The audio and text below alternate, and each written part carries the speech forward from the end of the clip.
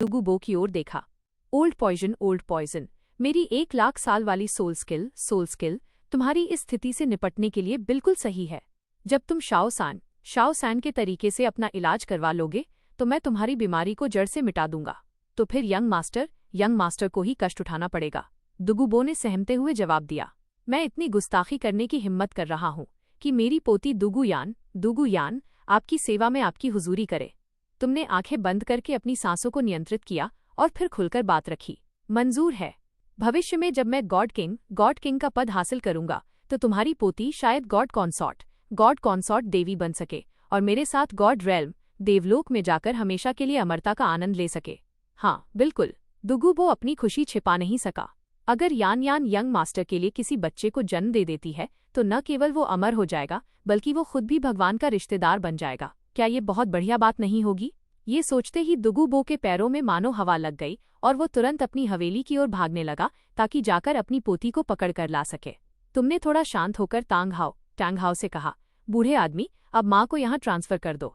भले ही ice and fire yin yang well ने 10 लाख साल पुरानी सोल बोन्स खो दी हैं और उसकी ताकत काफी कम हो गई है, लेकिन 2 ड्रैगन किंग्स के कंकाल अभी भी यहीं हैं। ये जगह अभी भी एक अनोखा खजाना है। माँ यहाँ बाहर की तुलना में कई गुना तेजी से बढ़ेंगी। तांग हाओ की आंखें चमक उठी और वो तुरंत जाने के लिए तैयार हो गया।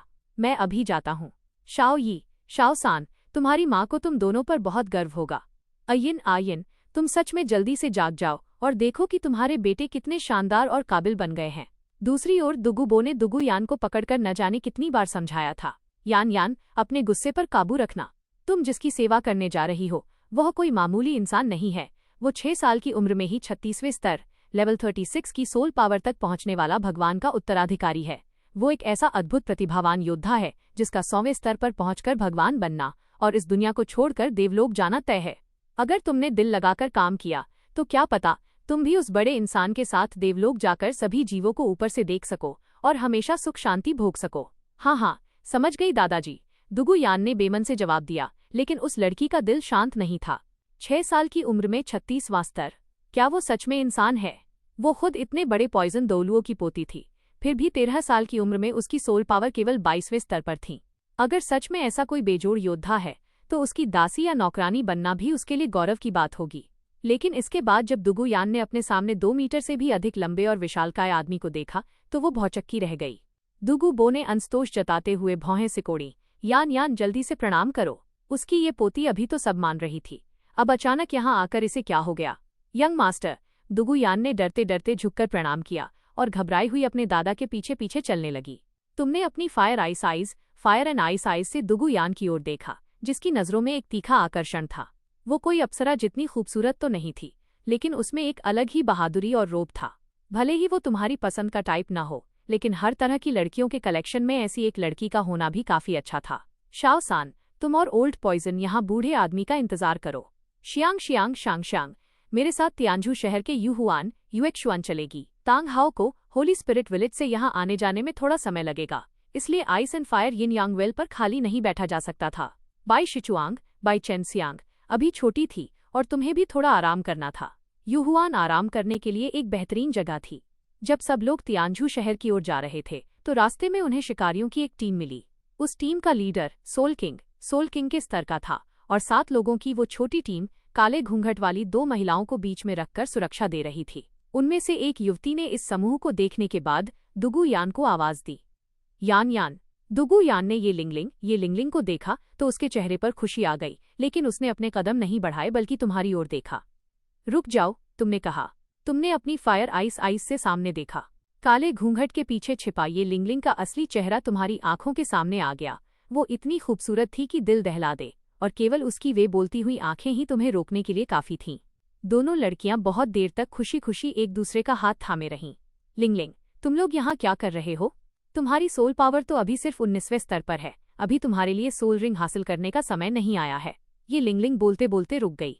उसकी माँ ने दुर्लभ और अनोखी जड़ी बूटियों की खुशबू महसूस की थी और उन्हें लगा कि सनसेट फॉरेस्ट में उनके 9 हार्ट बेगोनिया खानदान के लिए कोई उपयुक्त मौका मिल सकता है, इसीलिए वे उन्हें यहाँ लाई थीं। ऐसी बातें जाहिर है कि दुगुयान को बताना ठीक नहीं था। दूसरी तरफ ये लिंगलिंग की माँ ये लिहुआ उस सोल किंग और सोल सेक्ट सोल सेक्ट के लोगों को साथ लेकर अभिवादन करने आईं। आप भाइयों को परेशान करने के लिए माफी चाहती हूँ। तभी सेकंड एल्डर ने सीधे अपनी पीली पीली, बैंगनी बैंगनी, काली काली काली काली काली पूरी 9 सोल रिंग्स चमका दी। कौन तुम्हारे साथ भाईचारा निभा रहा है? हाउशियन सेक्ट तो वैसे ही होती ही है। हाउशियन सेक्ट के लोगों का रवैया हमेशा से ही रौबदार और धाकड़ रहा है, और अब जब उन्हें एक छोटे गॉड किंग का सहारा मिल गया था तो वे और भी बेफिक्र हो गए थे। ये माता, ये लिंगलिंग्स मदर और उनके साथी यह देखकर हक्के बक्के रह गए और तुरंत झुककर प्रणाम करने लगे। हम हुजूर की पहचान नहीं जानते थे। अगर कोई गुस्ताखी हुई हो तो कृपया हमें माफ कर दें। थर्ड एल्डर, फोर्थ एल्डर ने भी अपनी 9-9 सोल रिंग्स चमका दी और कड़क कर पूछा, तुम में से किसी को भी सोल रिंग की जरूरत नहीं है, फिर यहाँ किस लिए आए हो? ये माता और उनकी पूरी टीम इतनी डर गई थी कि उन्हें सच बताना पड़ा। जब उन्हें पता चला कि ये लोग किसी दुर्लभ जड़ी बूटी इमॉर्टल हर्ब की तलाश में आए हैं तो सेकंड एल्डर ने भवें सिकोड़ ली, चुपचाप वापस लौट जाओ। ये कोई ऐसी चीज नहीं है जिस पर तुम नजर डाल सको। जी बिल्कुल। ये माता और उनकी टीम ने राहत की सांस ली और ये लिंगलिंग को लेकर जाने लगे। रुक जाओ, तभी तुमने आवाज दी। आवाज बहुत तेज नहीं थी, लेकिन उन लोगों पर किसी भारी हथौड़े की तरह पड़ी और वे वहीं के वहीं थम गए। 1 इंच भी हिलने की हिम्मत न हुई। तुम्हारे पास सिर्फ 2 रास्ते हैं, या तो ताई सेक्ट में शामिल हो जाओ या फिर यहीं मर जाओ। नाइन हार्ट बेगोनिया खानदान की दोनों पीढ़ियां यहाँ मौजूद थीं, तो जाहिर है तुम उन्हें यूं ही जाने नहीं देने वाले थे। जब खुद चलकर इतनी बड़ी मदद सामने आ रही हो तो उसे ठुकराना बेवकूफ़ी होती। ये माता का चेहरा पीला पड़ गया और उन्होंने दलील देने की कोशिश की। हुजूर, क्या आपका ये रवैया कुछ ज्यादा ही जबरदस्ती वाला नहीं है? यंग मास्टर दुगुयान ने जब ये हंगामा सुना तो वो असहज महसूस करती हुई दौड़कर आई। तुमने एक ठंडी हंसी हंसते हुए कहा, महज एक 9 हार्ट बेगोनिया, अपनी तबाही खुद क्यों बुलाना चाहती हो? हम शामिल होने को तैयार हैं। ये माता ने लाचार होकर सहमति दे दी। सामने 3-3 टाइटल डोलुओ खड़े थे। उनके पास कोई दूसरा रास्ता ही नहीं था। सीधे मान जाने में कम से कम साथ आए सिपाहियों की जान बच जाती, वरना वे जबरदस्ती मनवा ही लेते। समझदारी भरा फैसला। फोर्थ एल्डर, ये महिला 9 हार्ट बेगोनिया की वारिस है, इन्हें वापस सेक्ट ले जाओ। जी। फोर्थ एल्डर तुरंत उन लोगों को हाउतियान सेक्ट ले जाने के लिए तैयार हो गए। ठहरो, ये लिंगलिंग मेरे साथ रहेगी। तुमने माँ बेटी दोनों को अलग कर दिया। ये लिंगलिंग का नाजुक शरीर थोड़ा कांप उठा, लेकिन उसके पास दुगुयान के पीछे चलने के अलावा कोई चारा नहीं था। तभी 3 बेहद लाल रंग की 1 लाख साल पुरानी soul rings 100,000 year soul rings अचानक प्रकट हुईं, जो एक सुनहरे और भयानक lotus Buddha's fury Tang lotus के चारों ओर घूम रही थीं। दुगुयान की आंखें फटी की फटी रह गईं। भले ही वो दिमागी तौर पर तैयार थी, फिर भी अपनी आंखों से ये सब देखना बेहद चौंकाने वाला था। ये लिंगलिंग ने भी अपना मुंह ढक लिया और पूरी तरह दंग रह गई। तुमने ये सब कैसे किया? मुझे तो लगा था कि तुम्हारा चेहरा हमेशा एक ही भाव में रहता है, लेकिन तुम्हें भी हैरान होना आता है। तुमने ये लिंगलिंग के हैरान चेहरे को देखते हुए संतुष्टि से कहा, आमतौर पर तीसरे लेवल का सोल मास्टर कभी 3-3 लाख साल पुरानी सोल रिंग्स को बर्दाश्त नहीं कर सकता, लेकिन मेरी ये तीनों रिंग्स सोल बीस्ट्स द्वारा खुद समर्पित सैक्रिफाइस की गई हैं। तुम्हें बता दूं, मेरी उम्र अभी सिर्फ 6 साल है। अगर मेरे साथ रहोगी तो तुम्हें भी ऐसे ही मौके मिलेंगे। तुमने उस बुद्धास फ्यूरी तांग लोटस को थोड़ा आगे बढ़ाया, जिससे वह दंग खड़ी ये लिंगलिंग की तरफ तैरता हुआ गया। उन सोल रिंग्स की ऊर्जा को गहराई से महसूस करते ही ये लिंगलिंग का रंग उड़ गया और वो फिर से चीख पड़ी, इमॉर्टल हर्ब्स, ये सब दुर्लभ जड़ी बूटियां हैं जो कुदरत का सबसे अनमोल तोहफा है। बुजुर्गों ने भी सहमति में सिर हिलाया। बहुत बढ़िया, वाकई 9 हार्ट बेगोनिया की वारिस हो जो इन सोल रिंग्स की पहचान कर ली। लिंगलिंग, दुगुयान ने धीरे से उसे टोका। तब जाकर ये लिंगलिंग होश में आई और उसने तुरंत अपनी बोली बदली, यंग मास्टर, अभी कुछ देर पहले जिसे जबरदस्ती लाया गया था और अपनी माँ से अलग किया गया था, उसका सारा गुस्सा अब पूरी तरह गायब हो चुका था। ये कोई मुसीबत नहीं, बल्कि किस्मत का दरवाजा था। बहुत अच्छे, तुम्हारी दूसरी सॉइल रिंग के लिए मैं 1000 साल पुरानी जड़ी बूटी का इंतजाम करूंगा जो आसानी से शरीर में समा जाए। रणनीतिक रूप से 9 हार्ट बेगोनिया की अहमियत 7 ट्रेजर ग्लेज्ड टाइल टावर से भी ज्यादा है और तुम्हें आगे बढ़ाने के लिए बस एक जड़ी बूटी की जरूरत है। मैं इसमें कंजूसी नहीं करूंगा। और दुगुयान की अगली सोल रिंग के लिए ब्लड स्वान किस का समर्पण करवाया जाएगा, जिससे वो भी एक महायोद्धा बन सकेगी। सनसेट फॉरेस्ट को छोड़कर वे तियानजू शहर तियानडो सिटी में दाखिल हुए। हाउतियान सेक्ट के बुजुर्ग रास्ते से अच्छी तरह वाकिफ थे और जल्द ही यूएक्स 1 पहुंच गए। जब यूहुआन की मालकिन तांग युएहुआ को पता चला कि सेक्ट के लोग आए हैं तो उन्होंने अपने सारे काम छोड़कर खुद उनका स्वागत किया। Second Elder, third Elder, fourth Elder, वो सेक्ट के लगातार संपर्क में रहती थीं, इसलिए वे तुम्हारी मौजूदगी के बारे में जानती थीं। इस वक्त जब तीनों एल्डर्स अचानक पहुंचे और एक लंबे चौड़े लड़के को बीच में रखकर उसकी हिफाजत कर रहे थे तो तांग युएहुआ तुरंत समझ गईं कि ये उनका भतीजा है, सेक्ट का नया राजा। क्या तुम शाओ यी हो? तुम्हारे पिता तुम्हारे साथ क्यों नहीं आए? बुआजी, पिताजी को कुछ जरूरी काम था। जैसे ही वे फुर्सत पाएंगे आपसे मिलने जरूर आएंगे, आकर आपसे भेंट करेंगे। बुआ भतीजे के बीच थोड़ा लाड प्यार होने के बाद तांग युएहुआ को अचानक याद आया कि पास में दो बड़ी हस्तियां भी खड़ी हैं, कुमारी दुगुयान, कुमारी ये लिंगलिंग, आप दोनों यहाँ। बुआजी, हम और हमारे परिवार के बड़े बुजुर्ग हाउशियन सेक्ट में शामिल हो चुके हैं। तांग युएहुआ तुरंत सब समझ गईं और दिल से खुश हुईं। पॉइजन डुलुओ और नाइन हार्ट बिगोनिया के शामिल होने से सेक्ट की ताकत और भी बढ़ गई थी।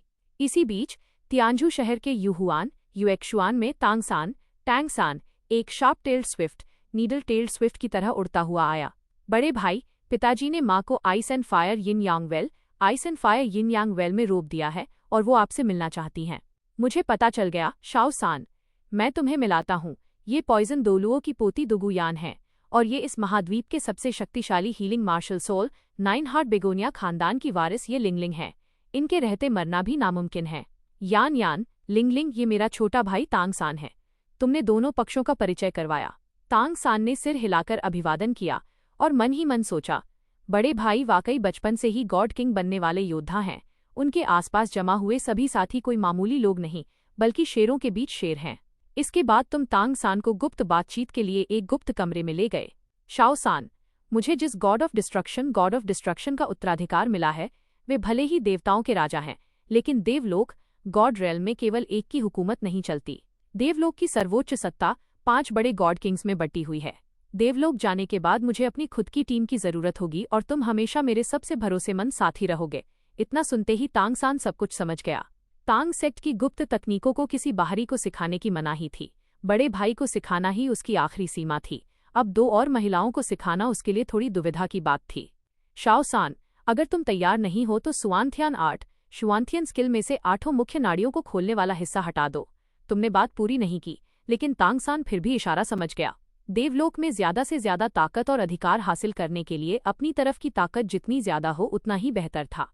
दुगुयान और ये लिंगलिंग दोनों में बहुत क्षमता थी। अगर उन्हें सुआंथियान आर्ट सिखाई जाए और ice and fire yin yang well की जड़ी बूटियां दी जाएं, तो भविष्य में वे दोनों अपनी वफादार देवियां गॉड्स बन सकती थी। यह बात समझ आते ही तांगसान ने तुरंत फैसला ले लिया, बड़े भाई, मैं टैंग सेक्ट की स्थापना करना चाहता हूँ। केवल सेक्ट के लोग ही हमारी गुप्त तकनीकों को सीख सकेंगे।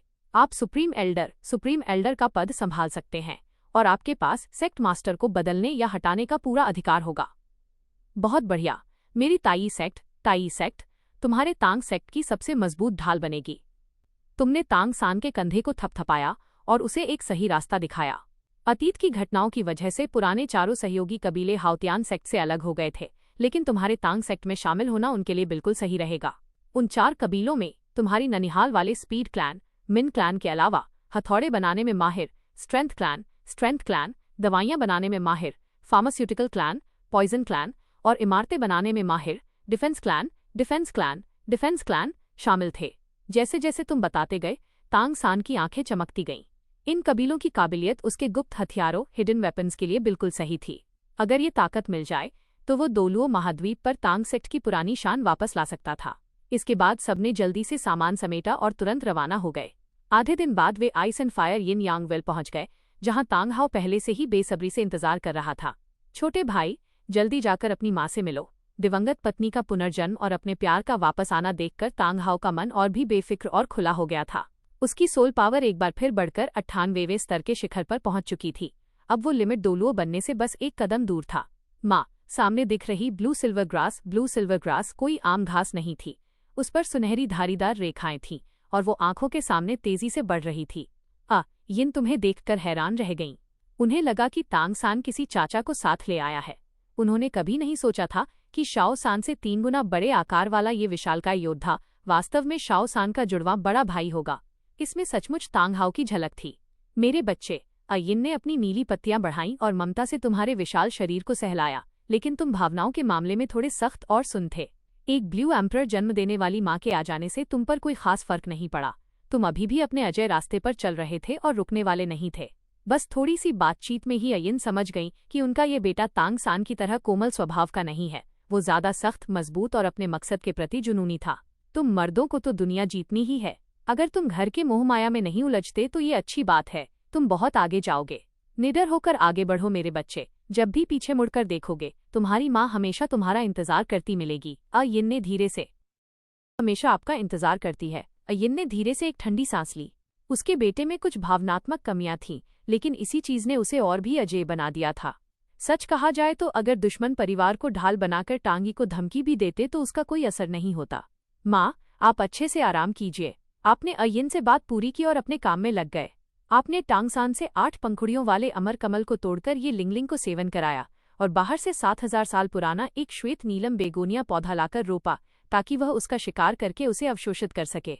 इससे उसकी आत्माशक्ति सीधे 25वें स्तर पर पहुंच गई। बर्फ और अग्नि का कुंड मूल रूप से दुगु परिवार का था, इसलिए आप स्वाभाविक रूप से दुगु यान के साथ अन्याय नहीं करते। लेकिन अमर जड़ी बूटियों में से कोई भी उसके अनुकूल नहीं थी, इसलिए वह केवल मध्यम स्तर की जड़ी बूटियों से काम चला सकी, ताकि 30वें स्तर पर पहुंचने पर स्कारलेट स्वान किस उसे खुद को समर्पित कर सके। छोटी मौसी, यह आपकी माँ की 1 लाख साल पुरानी दाहिनी टांग की स्पिरिट बोन है। अब आप हाउतियान के राजा हैं, इसलिए इस स्पिरिट बोन का फैसला करने का अधिकार आपका ही होना चाहिए। टांग हाउ आखिरकार आपके प्रति ही पक्षपाती था। चूंकि फैसला मुझे ही करना है, तो इसे सान को दे दो। आपने नीले चांदी सम्राट की स्पिरिट बोन ली और बिना दोबारा देखे इसे सीधे टांग सान की ओर बढ़ा दिया। यह देखकर सभी के चेहरे का रंग उड़ गया। क्या सच में कोई ऐसा इंसान हो सकता है जो 1 लाख साल पुरानी स्पिरिट बोन के लालच को ठुकराकर उसे दूसरों को दे दे? क्या वो सचमुच एक इंसान ही है? युवा मालिक, दुगुयान और ये लिंगलिंग की सुंदर आंखों में एक अजीब सी चमक दौड़ गई और आपके इस साहसी व विशाल हृदय वाले रूप की छाप उनके दिलों में गहराई से छप गई। धन्यवाद बड़े भाई। टांगसान ने जमीन पर सिर टेककर भारी मन से कई बार प्रणाम किया और आंखों में आंसू भरकर नीले चांदी सम्राट की स्पिरिट बोन को स्वीकार कर लिया। इसके बाद वो बर्फ और अग्नि के कुंड में एक आरामदायक जगह ढूंढकर उसे अवशोषित करने लगा। टांग हाउ ने इसके बाद टांग सान को नीले चांदी सम्राट के रक्तवंश को जगाने के लिए ले जाने की योजना बनाई। छोटा सान और अय्यन माँ बेटे हैं, इसलिए स्पिरिट बोन को जितनी जल्दी अवशोषित किया जाए उतना ही बेहतर है, और यही बात उनके रक्तवंश पर भी लागू होती है। बूढ़े दुगु, हमारे जाने के बाद भी ये बर्फ और अग्नि का कुंड तुम्हारी देखरेख में ही रहेगा। छोटा सान, पावर कबीले के संबंध बूढ़े आदमी के साथ काफी गहरे हैं, तुम पहले उनसे शुरुआत कर सकते हो। आपने कुछ और बातों के निर्देश दिए और फिर दोनों बुजुर्गों दुगुयान और ये लिंगलिंग को साथ लेकर हाउतियान संप्रदाय की ओर लौट गए। 5 साल का समय पलक झपकाते ही बीत गया। इस समय हाउतियान संप्रदाय के पर्वत की सबसे ऊंची चोटी पर आपकी आत्मा शक्ति आखिरकार 50वें स्तर पर पहुंच गई थी। रुकावट के दूर होने का एहसास होते ही आपके चेहरे पर खुशी की लहर दौड़ गई। इन 5 वर्षों में आपके बुद्ध का क्रोधित कमल को कॉक्सॉम फीनिक्स सनफ्लावर का समर्पण प्राप्त हुआ, जिससे आपको अपना चौथा स्पिरिट रिंग मिला और आपका अग्नि तत्व भी अपने उच्चतम स्तर तक पहुंच गया। आपके पास 3 चरम गुण थे, चरम शक्ति, चरम सार और चरम अग्नि। यही आपके कठिन अभ्यास का मुख्य कारण था, लेकिन इसके फायदे कई गुना ज्यादा थे। तीनों चरम गुणों का दबदबा आम लोगों की कल्पना से परे था। कॉक्सॉम फिनिक्स सनफ्लावर से मिली चौथी स्पिरिट स्किल और भी ज्यादा भयानक थी। प्रेतों का भय विस्फोट की शक्ति को 2 गुना बढ़ा देता था और तथागत का क्रोध विस्फोट के दायरे को 10 गुना बढ़ा देता था। ये दोनों अभी भी बढ़ावा देने वाली आत्मा कौशल थीं। अब इस बुद्ध के क्रोधित कमल के विस्फोट से कितना भयानक विनाश होगा, इसका अंदाजा तो आप खुद भी नहीं लगा सकते थे। अब समय आ गया था कि ताई ई हथौड़े पर एक साथ 80,000 साल से अधिक पुराने 3 स्पिरिट रिंग्स जोड़े जाएं। इसके बाद आत्मा शक्ति तुरंत 56वें स्तर तक पहुंच जानी चाहिए थी। 16 साल की उम्र में सोल एम्परर के स्तर को पार करना बेहद आसान काम था। आपकी शेर जैसी आंखों में सुनहरी चमक उठी और आपने अपने ताई ई हथौड़े का आह्वान किया। गहरे सुनहरे रंग का वो हथौड़ा चक्की के पार्ट जितना बड़ा था, जिस पर रहस्यमयी और गूढ़ बैंगनी रंग के दिव्य पैटर्न उकेरे गए थे। उसका हत्था पूरे 3 मीटर लंबा था और उसका वजन पूरे 5000 जिन, करीब 2500 किलो था। करीब से हमला करने में इसका दबाव बेहद खौफनाक था। जब आप अपनी पहली स्पिरिट स्किल भारी को हल्का बनाना का इस्तेमाल करते, तो इसका वजन 100,000 जिन 50,000 किलो हो जाता, जो सी गॉड ट्राइडेंट को टक्कर दे सकता था। हाउतियान की 9 गुप्त तकनीकों का प्रयोग करके सामने से किसी रक्षात्मक सोल डॉलुओं को मारकर गिरा देना आपके लिए कोई बड़ी बात नहीं थी। ताई ई डिवाइन आर्मर के साथ आपके पास 95वें स्तर के सुपर डॉलुओं को भी पछाड़ने का पूरा भरोसा था। बुद्ध के क्रोधित कमल के सामने सभी जीव समान थे। यहाँ तक कि 99वें स्तर के अर्धदेव को भी शांति से अपनी जान गंवानी पड़ती। ये कहा जा सकता है कि आप पूरी तरह से एक शक्तिशाली योद्धा के रूप में विकसित हो चुके थे और पुराने जमाने के दिग्गजों से बराबरी से बात करने के काबिल बन चुके थे। यान यान, लिंगलिंग, अब बाहर जाकर स्पिरिट रिंग्स का शिकार करने और छोटे सान से मिलने का वक्त आ गया है। आप चट्टान से नीचे कूदे और अपनी दोनों सेविकाओं को आवाज दी। जल्द ही दोनों सुंदर युवतियां शालीनता से वहां पहुंच गईं। दुगुयान 5 साल पहले की तुलना में और भी अधिक आकर्षक व साहसी लग रही थी। उसकी आत्मा शक्ति 47वें स्तर पर पहुंच चुकी थी। जब तक वो all continent advanced souls competition में हिस्सा लेगी, तब तक 55वें स्तर को पार करना बेहद आसान होगा। स्कारलेट स्वान किस का समर्पण पाने के बाद उसका जेड ग्रीन स्नेक विकसित होकर जेड ग्रीन स्नेक एम्परर बन गया था, जिससे उसकी ताकत में भारी इजाफा हुआ था। युवा मालिक, ये लिंगलिंग ने शिष्टता से झुककर प्रणाम किया। उसका अंदाज एक ऊंचे पहाड़ पर खिले बर्फ के कमल की तरह अलग थलग गर्व से भरा और सुरुचिपूर्ण था। 8 पंखुड़ियों वाले अमर कमल के सेवन से उसे 1000 साल पुराना है। 8 पंखुड़ियों वाले अमर कमल का सेवन करने से उसे 1000 साल पुराना दूसरा स्पिरिट रिंग मिला। उसकी मौजूदा साधना भी मूल कहानी से कहीं आगे निकल चुकी थी और वो पूरे 45वें स्तर पर पहुंच चुका था। हालांकि दोनों लड़कियों की तुलना में आपके सबसे करीब टांग सान था। उसे नीले चांदी सम्राट की दाहिनी टांग की स्पिरिट बोन मिली। उसने नीले चांदी सम्राट के रक्तवंश को जगाया, अपनी पहली मूल स्पिरिट रिंग बनाई और काले नीलम बांस के खुद को समर्पित करने से अपनी दूसरी स्पिरिट रिंग हासिल की। उसकी आत्मा शक्ति अब सीधे 49वें स्तर के करीब पहुंच चुकी थी। ममेरी बहन बाई चेनशियांग 39वें स्तर पर थीं।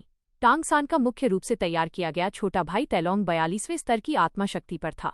मेरा आदेश जारी करो। हाउतियान संप्रदाय के 5 टाइटल डॉलुओ बुजुर्ग एक साथ निकलें और मेरे लिए तीसरे, चौथे और 5वें स्पिरिट रिंग की खोज करें। बर्फ और अग्नि के कुंड की मदद से 6ठे और 7वें बुजुर्गों ने भी अपनी रुकावटों को पार कर लिया। हाउतियान संप्रदाय में 2 नए टाइटल डॉलुओ जुड़ गए थे।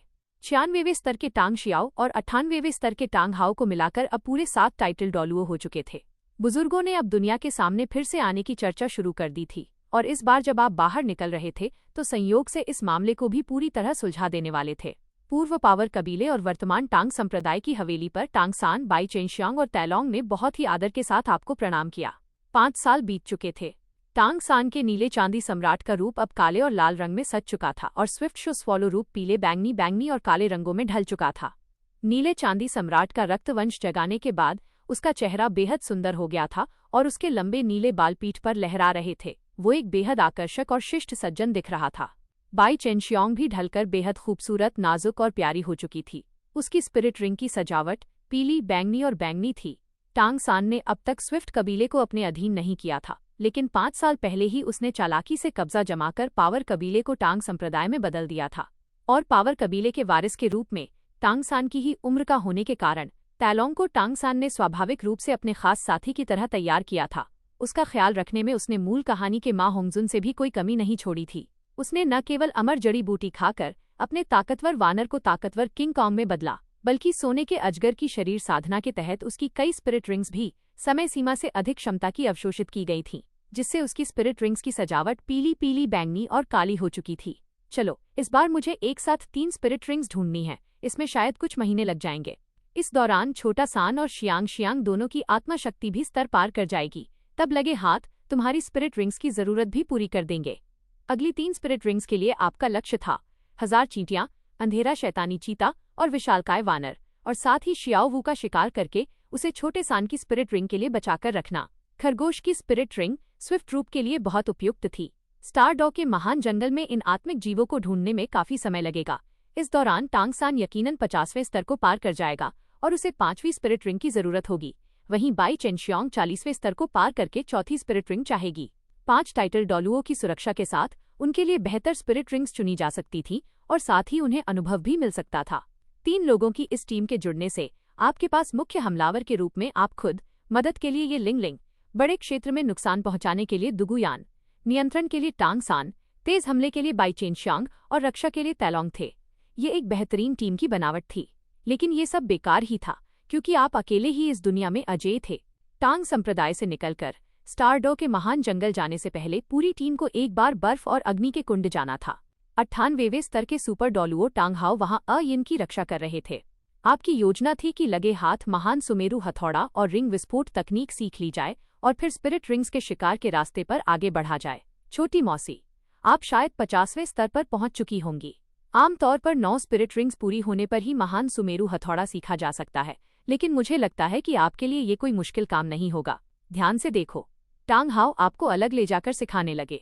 महान सुमेरु हथौड़ा हाओतियान संप्रदाय की परम गुप्त तकनीक थी। टांग सान जैसे युवाओं की तो बात ही छोड़िए, बुजुर्गों को भी इसे सीखने का अधिकार नहीं था। टांग हाओ ने आपको दिखाने के लिए अपनी पहली स्पिरिट रिंग को विस्फोट से उड़ा दिया। तथाकथित महान सुमेरु हथौड़ा का